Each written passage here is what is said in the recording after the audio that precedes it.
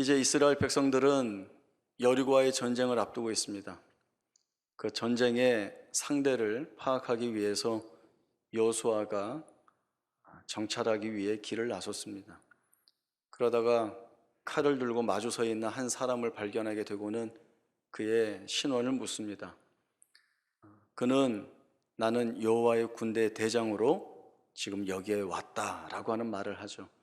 이 말을 들은 여호수아가 엎드려 절하면서 종에게 무슨 말씀을 주시겠습니까? 라고 하는 질문을 던집니다.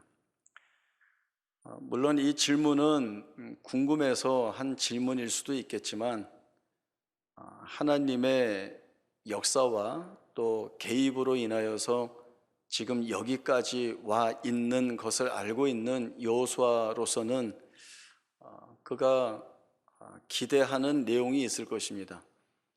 하나님이 행하시는 전쟁이 늘 그러했듯이 하나님이 앞서 행하시고 이스라엘 백성들이 그 뒤를 쫓아 승리를 쟁취하는 방식이었는데, 이제 이 가나안 땅에 들어와서도 하나님이 그렇게 일하시는 것이 아닐까, 그러한 내용을 우리에게 알려주시기 위해 이 군대 대장이 온 것이 아닐까라고 하는 생각을 충분히 할 수 있습니다.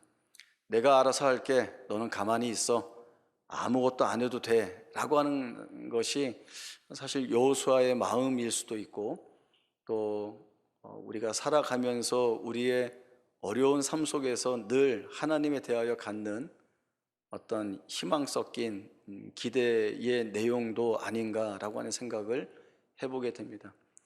늘 우리 마음속에 그런 것들이 있습니다. 어려운 일들이 오기 전에 하나님이 다 없애주시고, 또 이미 어려운 일들이 와 있으면 하나님이 손쉽게 해결해 주시고, 그래서 나는 아무 고생도 하지 않고 그랬으면 좋겠다, 그러면 내가 정말 하나님 잘 믿을 텐데, 그런 생각들이 늘 우리에게 있습니다.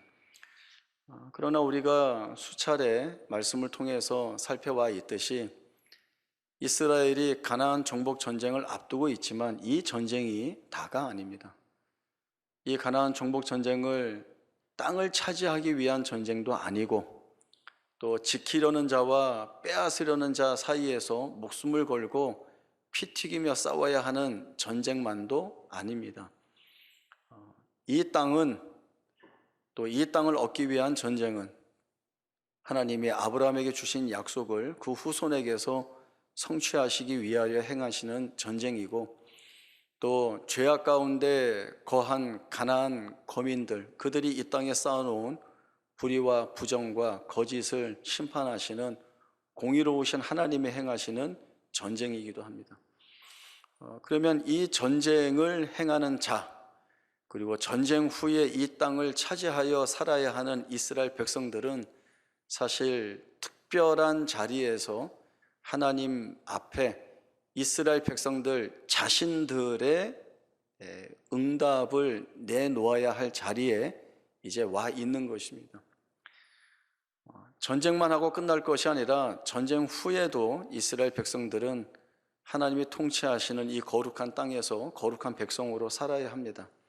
그러면 그 백성들에게 반드시 부여되는 책임들이 있습니다. 그것은 무엇인가 하면, 지금까지 하나님께서 너희를 인도하여 오신 일들에 대한 믿음을 가지고 그 믿음 놓치지 않고 여전히 하나님의 백성으로 살아가는 길들을 포기하지 말아라 라고 하는 이 귀한 책임을 갖습니다. 이 책임 있는 삶을 살아내기 위해서는 어떤 다른 특별한 어떤 능력이나 조건들을 채워야 하는 것이 아니라, 처음부터 하나님이 그 백성에게 요구하신 하나님에 대한 믿음을 확고하게 지니고 나아가는 것 외에는 다른 일들이 없는 것입니다. 사실 광야 40년부터 이어지는 이스라엘 백성들의 삶의 여정이라고 생각되어지지만, 사실 이스라엘 백성들의 삶은 그 이전에도 하나님께서 인도하고 계셨습니다.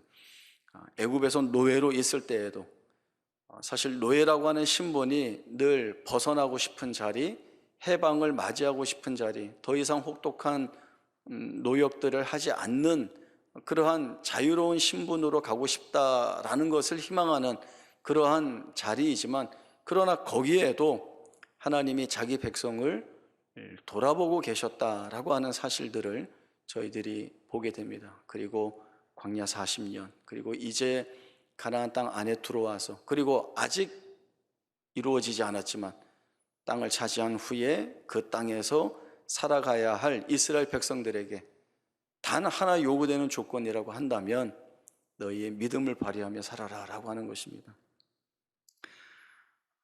그러나 이 믿음이라고 하는 것들이 저희들이 생각을 해 볼 때에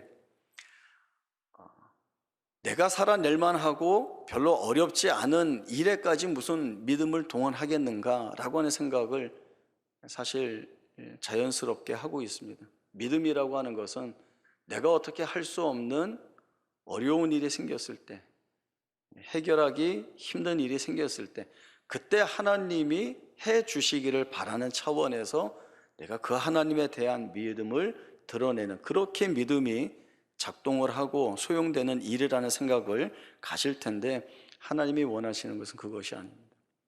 바로 그러한 내용을 확인하는 본문이 오늘 저희가 함께 읽었던 이 본문입니다. 여호수아가 군대 대장을 만났는데 이 군대 대장이 한 말은 여호수아가 기대하는 말과는 전혀 다른 말입니다. 내가 선 곳은 거룩한 땅이니 너는 신을 벗어라 라고 하는 것입니다. 하나님의 임재가 있는, 그리고 그 하나님의 임재가 있는 자리는 하나님의 거룩함과 영광이 충만한 자리이기 때문에 그 자리에서 살아가야 하는 자들은 하나님이 요구하시는 그 거룩한 구별된 자리로 나아가야 되는 것입니다. 그것이 무엇으로 판별되는가라고 하면 바로 이 믿음이라고 하는 것으로 판별이 되는 것입니다. 그리고 믿음은 지금 앞서 얘기했듯이 내가 할 수 있을 만한 일을 할 때에는 그냥 내가 하고, 정말 하나님이 하셔야 되는 일이라고 해서 따로 특별히 구별되는 일 앞에서는 믿음을 드러내는 것이 아니라, 사실은 살아 숨쉬는 모든 시간 동안 하나님에 대한 이 믿음을 고백하고 살아야 하는 것이 하나님의 백성으로 부름받은 이스라엘 백성들이고 또 하나님의 자녀로 부름받은 우리가 요구받고 있는 내용들입니다. 우리도 이 믿음을 붙들고 살려고 대단히 애를 씁니다. 그런데 어떤 일에는 믿음이 잘 발휘되고 어떤 일은 믿음이 잘 발휘되지 않죠. 그런 내용들을 살펴보니까 이건 내가 해볼 만해 라고 하는 데에는 믿음을 그리 끌어내지 않고 어려워, 힘들어 하는 거에만 끌어내죠. 그러나 하나님은 여기가 같기를 원하십니다. 좀 더 설명이 필요한데 그에 대한 답을 찾을 수 있는 말씀이 사무엘상 17장 41절에서 49절까지의 말씀입니다. 함께 찾아서 보겠습니다. 사무엘상 17장 41절에서 49절까지의 말씀 제가 읽겠습니다.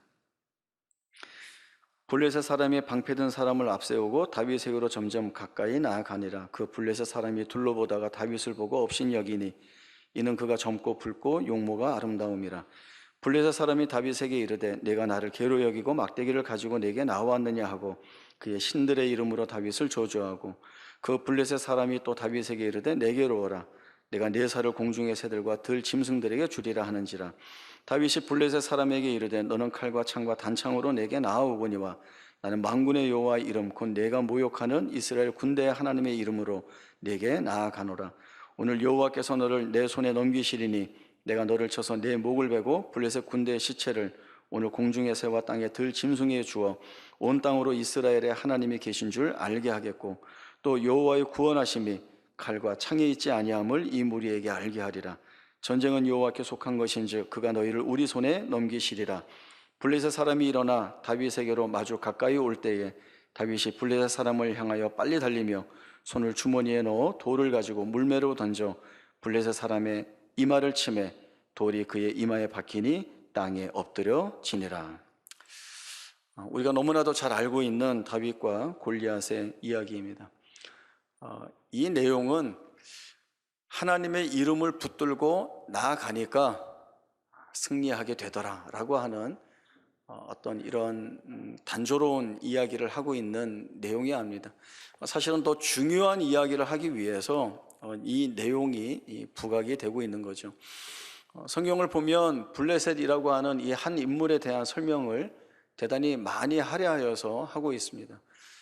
이 골리앗은 블레셋 가드 출신의 사람이고 지금의 어떤 그 측정량으로 보면 키는 한 2m 90 정도 되고요. 그다음에 그가 입었던 갑옷의 무게는 한 60kg 정도. 또 그가 들었던 무기인 창은 창날의 무게만 한 7kg 된다. 이렇게 설명을 하고 있습니다. 골리앗은 그렇게 크고 육중한 신체와 무기를 가지고 있으면서도 또 자신의 몸을 보호하기 위해서 완벽한 보호 장치들을 하고 있습니다. 성경에 보면 노수로 된 투구도 쓰고 또 비늘로 만들어진 갑옷도 착용을 하고 또 다리와 발목을 보호하기 위해서 노수로 만든 각반도 찼다. 이런 설명들이 많이 나옵니다. 이런 설명들을 많이 하고 있는 것은 단적으로 이런 골리앗을 이기기란 불가능하다라고 하는 설명을 하고 있는 것입니다. 이에 반해서 다윗에 대한 이야기는 어떻게 하고 있습니까? 다윗은 아버지의 양을 치는 어린 목동에 지나지 않습니다. 형들 눈에는 전쟁터에 전쟁 구경하러 나온 철없는 동생에 지나지 않아 보이고요. 또 자기가 골리앗과 싸우겠다 하니까 사울이 불러서 자기의 갑옷을 입히려고 하는데 맞지 않아서 차라리 입지 않겠다 해서 이렇게 벗어버려야 하는 정도입니다. 그리고 골리앗도 이 다윗을 봤을 때 자기와 싸울 상대로 볼 때에는 너무나도 말이 안 되는 그런 어린 소년이죠. 네가 나를 개로 생각해서 막대기 들고 나왔냐라고 조롱하고 놀릴 정도입니다. 그런데 이 다윗이 골리앗을 대적하기 위해 나아갈 때 그가 붙들고 있었던 것은 다른 데 있습니다. 같은 사무엘상 17장 32절부터의 말씀을 좀 찾아보겠습니다. 32절부터 37절까지의 말씀입니다. 다윗이 사울에게 말하되 그로 말미암아 사람이 낙담하지 말 것이라 주의 종이 가서 저 블레셋 사람과 싸우리이다 하니 사울이 다윗에게 이르되 내가 가서 저 블레셋 사람과 싸울 수 없으리니 너는 소년이요 그는 어려서부터 용사임이니라. 다윗이 사울에게 말하되 주의 종이 아버지의 양을 지킬 때에 사자나 곰이 와서 양떼에서 새끼를 물어가면 내가 따라가서 그것을 치고 그 입에서 새끼를 건져내었고 그것이 일어나 나를 해하고자 하면 내가 그 수염을 잡고 그것을 쳐 죽였나이다. 주의 종이 사자와 곰도 쳤은즉 살아계시는 하나님의 군대를 모욕한 이 할례받지 않은 블레셋 사람이리이까 그가 그 짐승의 하나와 같이 되리이다. 또 다윗이 이르되 여호와께서 나를 사자의 발톱과 곰의 발톱에서 건져내셨은즉 나를 이 블레셋 사람의 손에서도 건져내시리이다. 사울이 다윗에게 이르되 가라 여호와께서 너와 함께 계시기를 원하노라. 자, 다윗이 하고 있는 이 말을 좀 잘 보시기 바랍니다. 내가 아버지의 양들을 칠 때 사자나 곰이 와서 양새끼를 물어가면 쫓아가서 그 입에서 양새끼를 내가 구해봤습니다. 사자나 곰이 일어나서 나를 해하려 하면 내가 그 수염을 잡고 쳐 죽였습니다. 사실 사자나 곰을 쳐 죽이는 것 자체가 대단히 놀라운 일이긴 한데 그러나 이어지는 다윗의 고백을 보십시오. 사자의 발톱과 곰의 발톱에서 나를 건져내신 하나님이 이 골리앗과의 싸움에서도 건져내실 것입니다 라고 하는 이야기를 하고 있습니다. 다윗이 붙들고 있는 것이 무엇입니까? 평소에는 내가 그냥 내가 할 수 있는 일 하다가 지금 골리앗과 싸워야 되는 이 일에 그 이방인이 하나님을 모욕하니까 그냥 감정이 욱해서 내가 싸우러 나가겠다라고 하는 것이 아니라 다윗은 평소 자기가 붙들고 있는 믿음의 내용을 이 위중한 상황 가운데 그대로 접목시키고 있습니다. 적용시키고 있습니다. 골리앗과의 싸움이라고 해서 더 특별한 어떤 믿음의 내용을 가지고 결단을 가지고 나아가고 있는 것이 아닙니다. 그는 평소 자기가 붙들고 있는 하나님이 나를 사자와 곰의 발톱에서 건져내셨으니 그 하나님이시라면 그 하나님이 이 골리앗과의 싸움에서도 나를 건져내실 것입니다. 내가 그걸 알기에 내가 이 막대기 하나와 물맷돌 5개만 가지고도 나아갈 수 있다라고 하는 것이 다윗이 지니고 있는 고백입니다. 다윗이 양을 칠 때에도 하나님의 인도하심과 보호하심 가운데에서 양을 치고 있었을 것이고, 사자나 곰이 와서 양새끼를 물어갔을 때 구해내기 위해 그 짐승들을 쫓아갈 때에도 하나님의 보호하심과 이끄심 안에 내가 있다라고 하는 사실을 놓치지 않고 있습니다. 더군다나 모든 이스라엘 군인들이 두려워서 누구 하나 꼼짝하지 못하고 골리앗을 대적하지 못하는데, 이 작고 어린 소년이 저 골리앗을 내가 나가서 대적하겠다라고 하는 결심을 그가 할 수 있었던 것은 내 평소의 삶에서 내가 붙들고 있었던 하나님, 그 내가 붙든 믿음대로 내 삶에서 나를 지키시고 이끌어 오셨던 하나님, 그 하나님이시면 내가 겪는 어떠한 상황, 이 상황과 처지가 달라진다 하여도 이 하나님이 일하시는 그것은 변함이 없으시다는 것을 이 다윗이 분명하게 알고 있는 것입니다. 그래서 그는 두려워하며 나가지 않았습니다. 너는 칼과 창과 단창으로 내게 나오지만 나는 다른 무기가 아니라 나는 만군의 여호와 하나님의 이름으로 내게 나아간다. 골리앗이 너를 오늘 죽여서 공중의 새와 들짐승의 밥이 되게 하겠다라고 했는데 다윗이 다시 그 말을 하죠. 내가 너를 죽여서 그리고 너희를 공중의 새와 들짐승의 밥이 되게 하겠다. 다윗이 붙들고 있는 것은 단 하나입니다. 하나님이 건져내시면이라고 하는 것이죠. 이스라엘 백성들은 이 가나안 정복 전쟁 전 여기에 오기까지 수없이 많은 하나님의 능력 있는 역사들을 경험하면서 왔습니다. 하나님이 얼마나 뚜렷하게 보여주셨는지 모릅니다. 모든 곳에 하나님의 기적이 있었고 모든 곳에 하나님의 은혜가 담겼습니다. 사실 눈으로 보는 기적들이 사실은 뭐 더 큰 일을 할 것 같은데, 사실은 광야에서 아무 일도 없이 보냈던 그 하루도 사실 이스라엘 백성들에게는 기적입니다.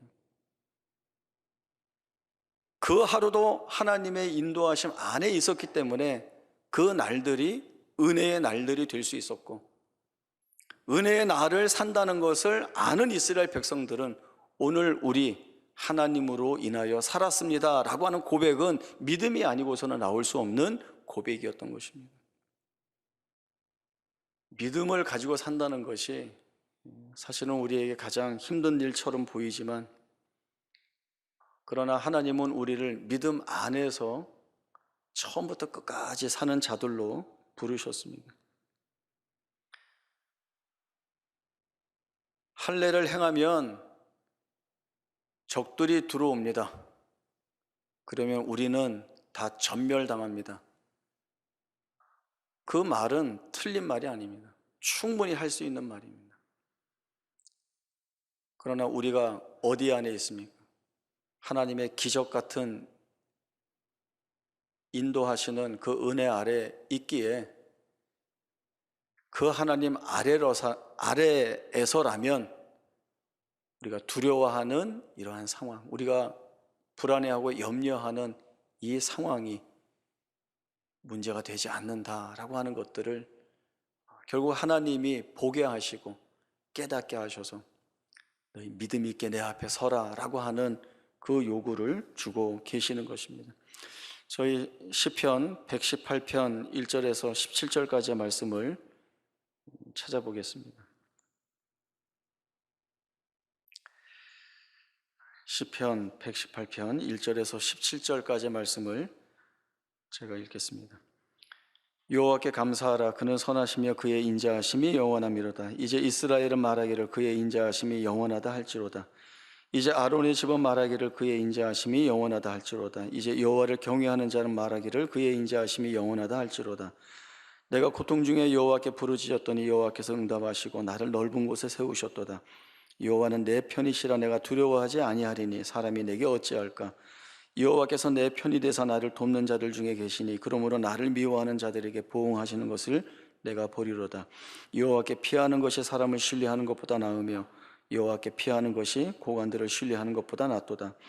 문나라가 나를 애워쌌으니 내가 여호와의 이름으로 그들을 끊으리로다.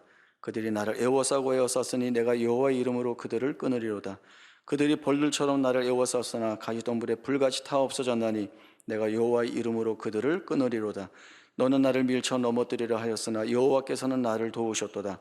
여호와는 나의 능력과 찬송이시요 또 나의 구원이 되셨도다. 의인들의 장막에는 기쁜 소리 구원의 소리가 있으며 여호와의 오른손이 권능을 베푸시며 여호와의 오른손이 높이 들렸으며 여호와의 오른손이 권능을 베푸시는도다. 내가 죽지 않고 살아서 여호와께서 하시는 일을 선포하리로다. 이 시편 저자는 대단히 크고 힘든 고난 속에 처해서 공고한 날들을 여러 모양으로 오랫동안 보냈습니다. 그는 헤어나올 수 없는 것 같은 상황에 처했기 때문에 그는 사실 여기에서 죽는구나라는 것을 아는 것 외에는 달리 할 것이 없었습니다. 그러나 그가 하나님께 기도했을 때 그 하나님이 찾아오셔서 구원해 주신 것을 경험하게 됩니다.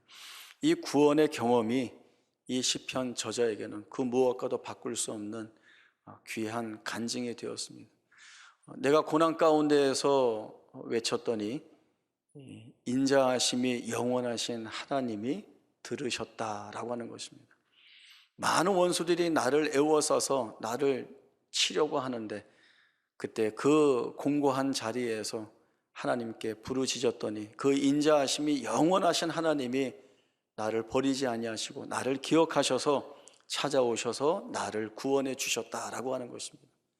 나는 이제 죽었다라고 했는데 하나님의 구원을 경험했습니다. 그러니 이제 그의 고백은 내가 이제 죽지 않고 살아서 하나님이 하신 일들을 선포하겠다라고 하는 귀한 믿음 있는 고백을 하고 있습니다. 우리의 고백이 이와 같지 않습니까? 우리의 살아온 날들을 보면 하나님의 기적 같은 은혜가 없었던 적이 없었습니다. 광야의 하루가 사실 기적이었고 은혜였던 것처럼 우리가 살아온 날들 하루하루가 기적이었고 하나님의 은혜로우신 인도하심 속에 있었다는 것을 우리가 잘 알고 있습니다. 사실 하루의 삶을 자리에 누우면서 돌아보면 이렇게 안도의 한숨이 내쉬어지고 그리고 감사하다는 고백을 하지 않을 수 없었습니다. 하나님이 내 발걸음을 지켜주시지 않았다고 한다면, 하나님이 오늘도 나와 동행하시지 않았다고 한다면 오늘 내가 이렇게 이 저녁에 안도의 한숨을 쉬며 감사의 기도를 올릴 수 있었겠는가? 때로는 불행하고 또 우리가 감당하기 어려운 일들이 분명히 다가올 때도 있지만 그러나 그 자리에서도 우리가 여느 날 밤에 누워서 올려드렸던 그 하나님의 은혜에 대한 감사의 고백을 끄집어내어서 그 힘든 날에 하나님 앞에 올려드리는 동일한 믿음 있는 기도가 되어야 하는 것입니다. 그것이 내가 선 땅은 거룩한 땅이니 신을 벗어라 라고 하는 하나님의 이 말씀, 내가 너의 삶을 통치하고 있다. 너가 선 자리가 거룩한 자리다. 거룩한 내가 그 자리를 책임지고 있고 거룩한 너는 그 자리에서 믿음을 고백하고 살아라. 이것이 매일매일 매 순간 우리에게 주시는 하나님의 음성이고 시편 저자의 고백처럼 내가 죽지 않고 살아서 하나님의 하시는 일을 선포하겠다라고 하는 것이 내 삶의 은혜의 간증들을 하나님 앞에 올려드리는 영광과 찬송의 내용으로 삼아야 하는 것입니다. 이 귀한 자리로 인도함을 받고 있습니다. 이보다 복된 인생이 어디에 있겠습니까? 믿음의 고백을 가지고 하나님 앞에 서서 감사의 찬송을 올려드릴 수 있는 우리 모두의 복된 생애가 될 수 있기를 바랍니다.